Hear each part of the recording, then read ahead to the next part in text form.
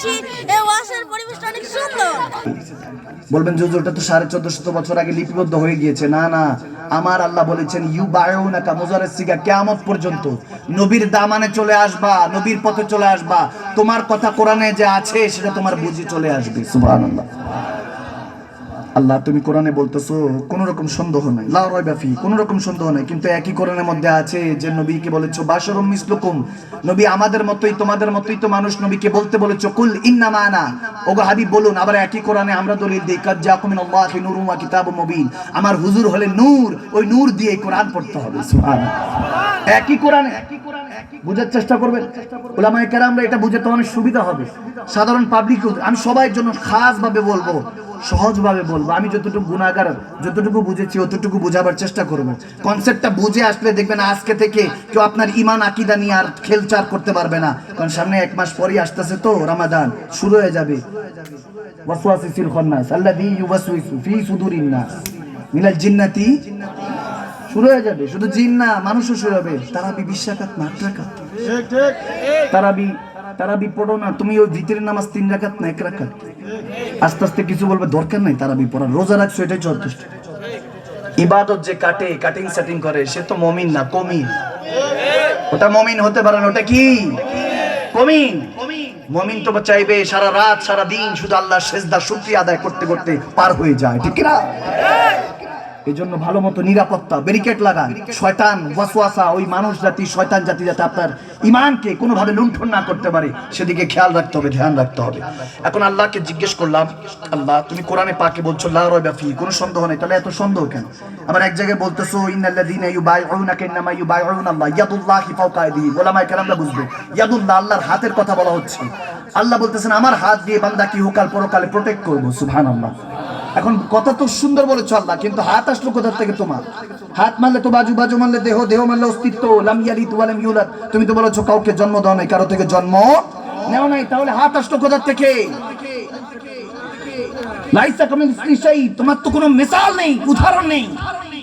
আল্লাহ বলতেছেন তোর জন্য পাঠাইনি তো, হুদাল লিল মুত্তাকিন, মুত্তাকিনের জন্য। মুসলিমিন বলেন নাই, মুমিনিন বলেন নাই, বলছেন মুত্তাকিন। ইত্তাকিল্লাহ ফাত্তাকুল্লাহ মাস্তাতাতুম, যে রূহ দিয়ে জিসম দিয়ে কেবল একমাত্র একজনকে ভয় করে, কোনো নেতা খেতাকে ভয় করে না। তিনি কে? আল্লাহকে ভয় করে। আলা ইন্না আউলিয়াল্লাহি লা খাউফুন আলাইহিম ওয়া লা হুম ইয়াহজানুন, ওই ওলি আল্লাহদের না অতীতের ভয় আছে না ভবিষ্যতে জাহান্নামে যাওয়ার ভয় আছে, বরং তাদের উসিলায় আমি হাজার হাজার লক্ষ লক্ষ জাহান্নামীদেরকে পার করে জান্নাতে দিয়ে দিব। সুবহানাল্লাহ। আল্লাহকে জিজ্ঞেস করলাম আল্লাহ তুমি আমার কনফিউশন দূর করো। এই তো সে কোরআন, যে কোরআন পড়ে আবু বকর সিদ্দিক আকবর হয়েছিলেন। এই তো সে কোরআন, যে কোরআন পড়ে হযরত ওমর ইবনুল খাত্তাব ফারুক আজম হয়েছিলেন। এই তো সে কোরআন, যে কোরআন পড়ে কাফের আজম থেকে ফারুক আজম, ওসমান গনি থেকে জিন্নুরাইন।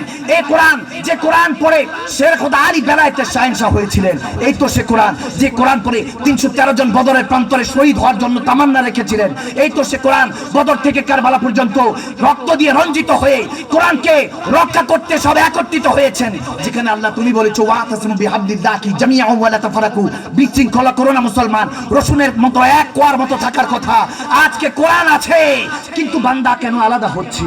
কেন কোরআনের কথা শুনতে পাচ্ছে না, বুঝতে পারছে না? আল্লাহ বলে হুদাল লিল মুত্তাকিন, কারণ মুত্তাকিনদের সঙ্গ জ্ঞাপন ছেড়ে দিয়েছে। এই যে বলেছেন ওয়া উলিল আমরি মিনকুম, যে সৎ সঙ্গ রাখার জন্য আল্লাহ তাবারক ওয়া তাআলা বলতেছেন ইয়া আইয়ুহাল্লাযিনা আমানু আতিউল্লাহ আতিউর রাসূল, হে মুমিনরা আল্লাহর রাসূলের গোলামি করে ইতাআত করো। ওয়া উলিল আমরি মিনকুম, একজন আল্লাহ ওয়ালা সঙ্গ জ্ঞাপন করে, একজন আল্লাহ নবীর আওলাদ ওয়ারিসকে দিয়ে ওনাদেরকে ফলো করো। শুধু 5 ওয়াক্ত ইমামকে ফলো করো না, ওখান থেকে নামাজ থেকে ফারেক হয়ে গেছো আর ইমাম সাহেবের সাথে মুসল্লির কোনো খবর নাই, এরকম সম্পর্ক করলে হবে না। ওলি আল্লাহদের সাথে বন্ধুত্ব জ্ঞাপন করতে হবে। যার সাথে সঙ্গ থাকবা তার সাথে আল্লাহ হাসর রাখবে। মনে রেখো তোমার এই অবস্থা আজকে 2 দিনের দুনিয়াকে 20-30 বছর কারো হাতে আছে, কারো হয়তোবা 15 বছর, কারো হয়তোবা 10 বছর, 5 বছর, 2 মাস, 3 মাস, 2-4 দিনও হয়তোবা সময় আছে। এখানে বসনেওয়ালা 5 বছর থেকে 70 বছরের সবার হাতে কতটুকু সময় আছে আমরা কোনোভাবে জানি না।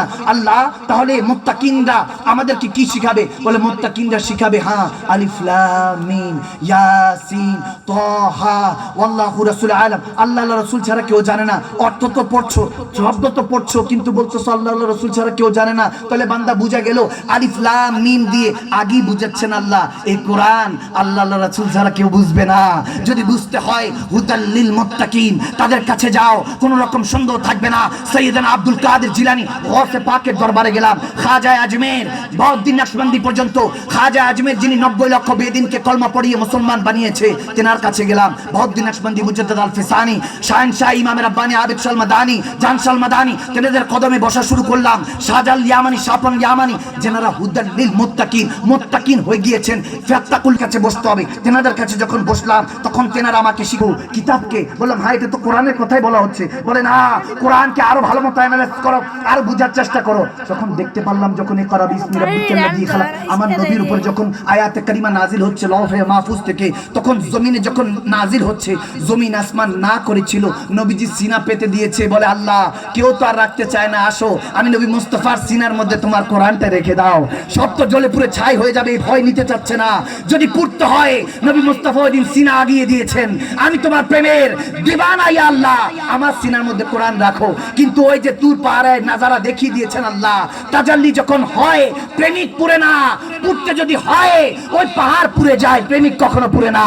আর তিনি তো প্রেমিক বানানের কান্ডারি নবী মুস্তাফা কামলিওয়ালা নবী, তিনি সিনার মধ্যে কোরআন রেখে দিলেন। এখন এটা ঘরের মধ্যে পড়ে থাকে, ধুলোবালি পড়ে, আযাব দেয় না কেন? কারণ নবী সিনার মধ্যে রাহমাতুল্লিল আলামিনের সিনার মধ্যে নেমেছে। এজন্য রাহমাতুল্লিল আলামিন উম্মতের খেয়াল রেখে সব নূরের তাজাল্লি নিজের মধ্যে রেখে দিয়েছে, বান্দার উপরে দেয় নাই, যাতে বান্দা খুললে পড়লে ওযু সহকারে পড়লে যাতে বান্দার কাছে শুধু হেদায়েত নূর যেতে থাকে, বরকত যেতে থাকে।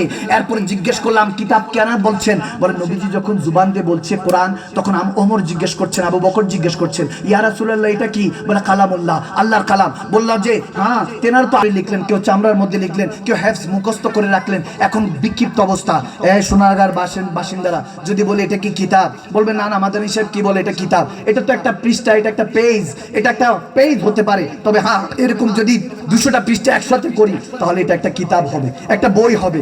এর আগে এটাকে কিতাব বলবেন না, বিক্ষিপ্ত ফেলে রাখলে এটাকে কখনো বই বুক কিতাব বলবেন না। আল্লাহ তিনি এই কোরআনকে 4খানা করেছেন, পৃথিবীতে ছড়িয়েছেন। এর আগে তো আমার নবীর জামানায় এই কোরআন একত্রিত ছিল না, কারণ নবী লিখে দিলে জামানা তো বলতে এটা নবীর কিতাব, আল্লাহর কিতাব বলতো না। এজন্য নবীজি লিখেন নাই। আল্লাহ বলতেছেন বুঝছ নাই, ওলি আল্লাহদের কদমে যা। ওলি আল্লাহদের কদমে গেলাম, বললাম এই কিতাব তো ছিলই না। কিতাব তো নবীর ইন্তেকালের 50 ইয়ার্স লেটার, 50 বছর পরে কিতাব লিপিবদ্ধ হয়েছে।